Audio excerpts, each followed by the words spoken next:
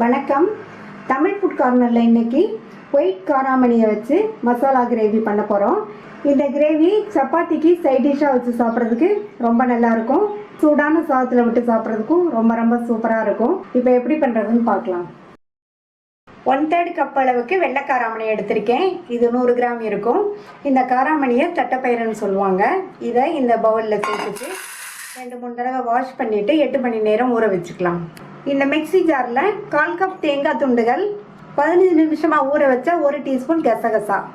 நான் இதில் கசகசா சேர்த்துருக்கேன். கசகசாவுக்கு பதில் நீங்கள் 5-6 முந்திரி பருப்பும் சேர்த்து அரைச்சிக்கலாம். இதில் கொஞ்சமாக தண்ணி சேர்த்து நல்லா நைஸ் விழுதாக அரைச்சிக்கலாம். இந்த காராமணி மசாலா கிரேவியை நம்ம ரொம்ப ஈஸியாக வேகமாக 1 பாட் ரெசிபியாக குக்கரில் பண்ண போகிறோம். அதுக்கு ஸ்டவ்வில் ஒரு குக்கர் போட்டு சூடு பண்ணியிருக்கேன்.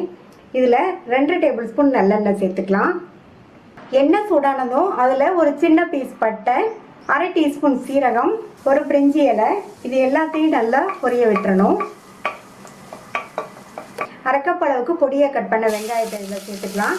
நான் சின்ன வெங்காயம் சேர்த்துருக்கேன். நல்லா டேஸ்ட்டாக இருக்கும். நீங்கள் இதுக்கு பதில் பெரிய வெங்காயம் இருந்தாலும் சேர்த்துக்கங்க. இந்த வெங்காயத்தை கண்ணாடி பதம் வர வரைக்கும் வதக்கிக்கணும். இது கூட 1 டீஸ்பூன் இஞ்சி பூண்டு பேஸ்ட்டு, கொஞ்சமாக கறிவேப்பிலை இலைகளையும் சேர்த்துக்கலாம். இந்த இஞ்சி பூண்டு பேஸ்ட்டோட பச்சை வாசனை போகிற அளவுக்கு வதக்கிக்கலாம். இது கூட ஒரு மீடியம் சைஸ் தக்காளியை 1-2 மிக்சியில் அரைச்சி வச்சுருக்கேன். அதை சேர்த்துக்கலாம். இதுக்கு தக்காளி இந்த அளவு சேர்த்தா போதும். சின்ன தக்காளியாக இருந்தால் நீங்கள் 2 சேர்த்துக்கோங்க. இப்போ தக்காளி வதங்கிடுச்சு. இது கூட 1/4 டீஸ்பூன் மஞ்சள் தூள், 1/2 டீஸ்பூன் சோம்புத்தூள். நான் சோம்புத்தூள் சேர்த்துருக்கேன். உங்கள்கிட்ட சோம்புத்தூள் இல்லைன்னா நீங்கள் ஃபஸ்ட்டு தாளிக்கும் போது 1/2 டீஸ்பூன் சோம்பு சேர்த்து தாளிச்சுக்கோங்க. இதில் 1/2 டீஸ்பூன் தனி மிளகாத்தூள் சேர்த்துக்கலாம். அடுத்து 4 டீஸ்பூன் கொத்தமல்லி தூள். அடுத்து இது கூட 1/4 டீஸ்பூன் கரம் மசாலா தூள் சேர்த்துட்டு இதில் கொஞ்சமாக மட்டும் தண்ணி சேர்த்து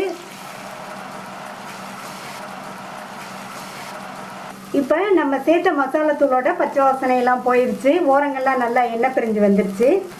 8 மணி நேரம் ஊற வச்ச இந்த காராமணியை இதில் சேர்த்துடலாம்.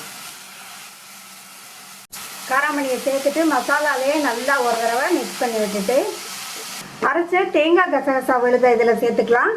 மிக்ஸி ஜாரை கழுவி கொஞ்சமாக தண்ணி சேர்த்து இந்த கிரேவிக்கு தேவையான அளவு உப்பு சேர்த்துட்டு நல்லா ஒரு தடவை மிக்ஸ் பண்ணி விட்டுட்டு அதுக்கப்புறமா தேவையான அளவு தண்ணி சேர்த்துக்கலாம். நான் 1 கப் தண்ணி சேர்த்துருக்கேன். உங்களுக்கு கிரேவி இன்னும் கொஞ்சம் தளர்வாக வேணும்னு நினச்சிங்கன்னா இன்னொரு 1/2 கப் தண்ணி சேர்த்துக்கோங்க.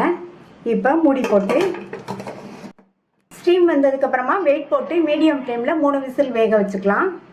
ஸ்டீம் எல்லாம் போயிடுச்சு.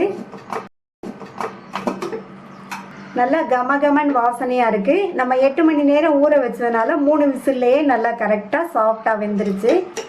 இதில் பொடியாக கட் பண்ண கொத்தமல்லி இலைகளை தூவிட்டு நல்லா ஒரு தடவை மிக்ஸ் பண்ணி விட்டுறணும். சுவையான காராமணி மசாலா கிரேவி ரெடி ஆயிடுச்சு. நீங்களும் ஒரு தடவை ட்ரை பண்ணி பார்த்துட்டு உங்கள் கமெண்ட்ஸை சொல்லுங்கள். இது வரைக்கும் தமிழ் ஃபுட் கார்னர் சேனலை சப்ஸ்கிரைப் பண்ணாதவங்க சப்ஸ்கிரைப் பண்ணிவிட்டு பக்கத்தில் உள்ள பெல் பட்டனையும் கிளிக் பண்ணிக்கோங்க. தேங்க்யூ.